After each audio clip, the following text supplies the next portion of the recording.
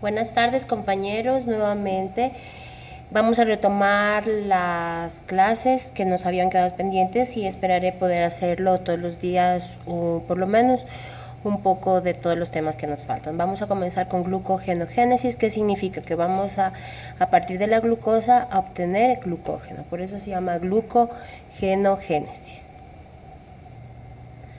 Entonces, vamos a ver primero que el glucógeno es un polisacárido de reserva energética de todos los animales. Obviamente son cadenas ramificadas de glucosa, como lo vemos aquí. Así es como están las cadenas ramificadas. Cada uno de estos puntos es la glucosa.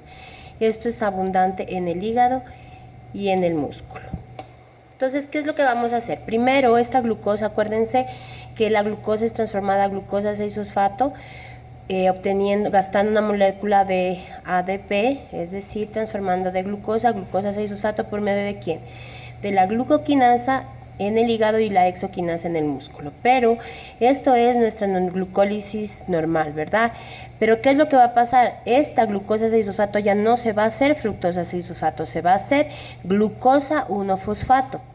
Entonces, esta glucosa 1-fosfato será catalizada por la enzima fosfoglucomutasa. Obviamente acuérdense que si nosotros mutamos el fósforo de un carbono a otro, pues ya la enzima se llamará fosfoglucomutasa.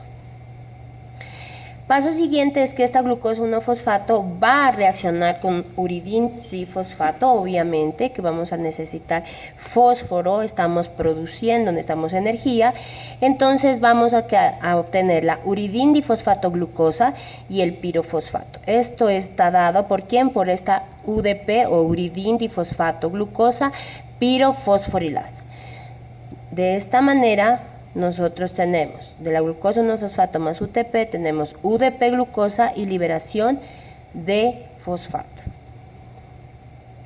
Siguiente punto, entonces ahora vamos a ir uniendo cada una de estas UDP glucosas que obtuvimos anteriormente. Estas vamos a ir uniendo una por una y así vamos a ir haciendo glucógeno.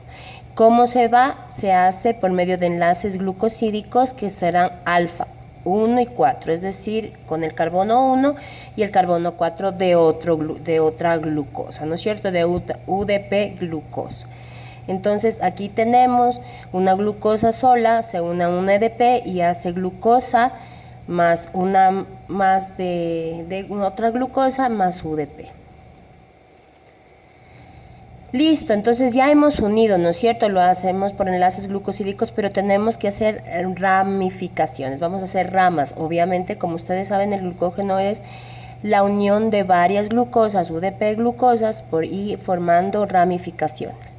Entonces, estas ramificaciones, si la una se une con enlace 1, 4, para hacer las ramificaciones la vamos a hacer enlace 1, 6. Entonces, en este punto la enzima se llamará enzima ramificante o amilotransglucosilasa. Esa es la enzima que va a hacer las ramificaciones.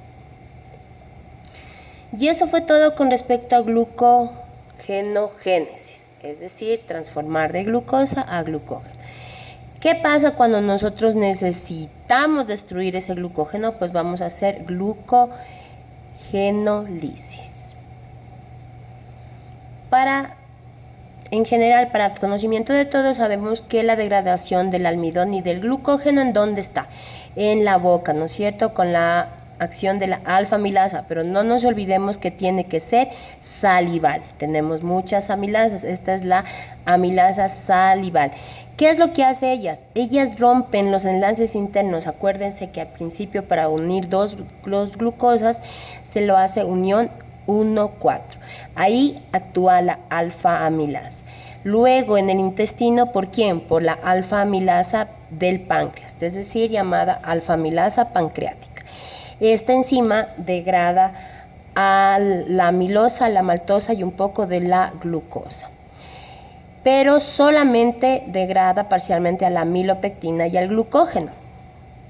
Entonces, ¿por qué? Porque estas enzimas no son capaces de romper ¿cuáles enlaces? Los enlaces de las ramificaciones, ¿no es cierto? Enlaces 1,6. Para este enlace, obviamente, de los enlaces 1,6, vamos a tener que hablar también de otra enzima. Esta enzima se llama la glucógeno fosforilasa. ¿Qué es lo que hace? Pues sigue rompiendo las uniones 1,4, pero también las uniones de las ramificaciones, llamándose glucógeno fosforilasa. Aquí tenemos una cadena de glucógeno, tenemos glucógeno fosforilasa que nos libera una glucosa y siguen las cadenas, ¿no es cierto?, de glucógeno que vamos a romper. Como las afamilasa, las fosforilasas tampoco pueden romper los puntos 1,6, ¿no es cierto? No todos, algunos, no todos. Entonces necesitamos una enzima aún mucho más fuerte que permite una desramificación completamente. Y esto es la enzima desramificante o glucotransferasa.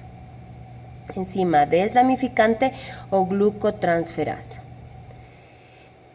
Una vez que nosotros hayamos desramificado, ¿qué vamos a obtener? La glucosa 1-fosfato, que se obtuvo, ¿se acuerdan?, de la glucógeno fosforilasa. Y vuelvo y repito, aquí está la glucógeno fosforilasa, que obtiene glucosa 1-fosfato, que es así como se separa para formar glucógeno, por favor, y aquí seguimos desramificando.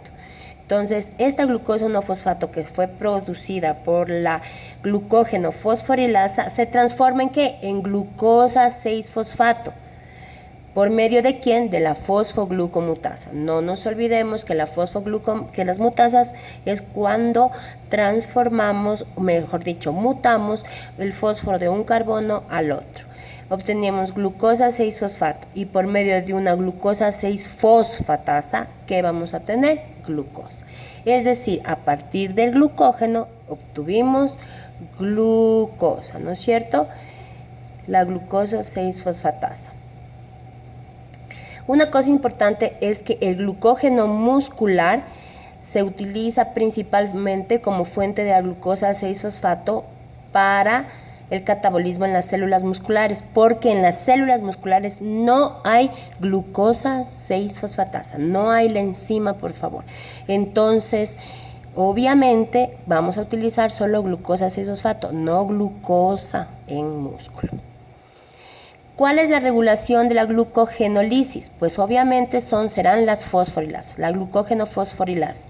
Hay dos tipos, la glucógeno fosforilasa B, que es muy poco activa, y la glucógeno fosforilasa A, que es muy activa, ¿no es cierto? Obviamente, como vemos, tanto el glucógeno muscular como el hepático son diferentes, la regulación será diferente en este punto.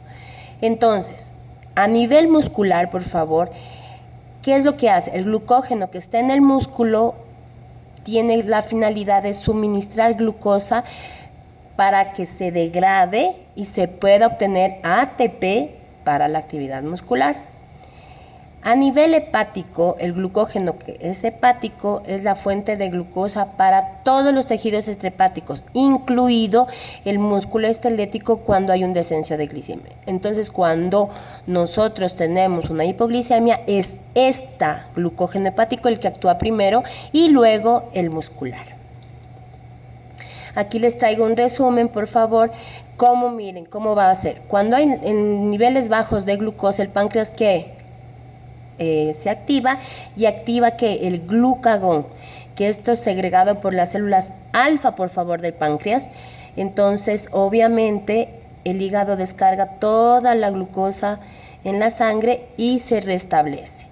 ¿Qué pasa cuando tenemos mucha glucosa? Igual, quien regula es el páncreas, ¿no es cierto? El páncreas. Pero aquí, ¿qué es lo que hace el páncreas? Va a secretar ¿qué? La insulina, los carritos de glucosa por medio de las células beta del páncreas, que estas células van hacia la sangre y así restablecer los niveles de glucosa. Esto en general es el resumen de cómo el páncreas, hígado y las células regulan niveles altos y bajos de glucosa. Buenas tardes, compañeros, espero que esta haya sido una clase rápida que terminábamos con carbohidratos para comenzar el día de mañana con lípidos.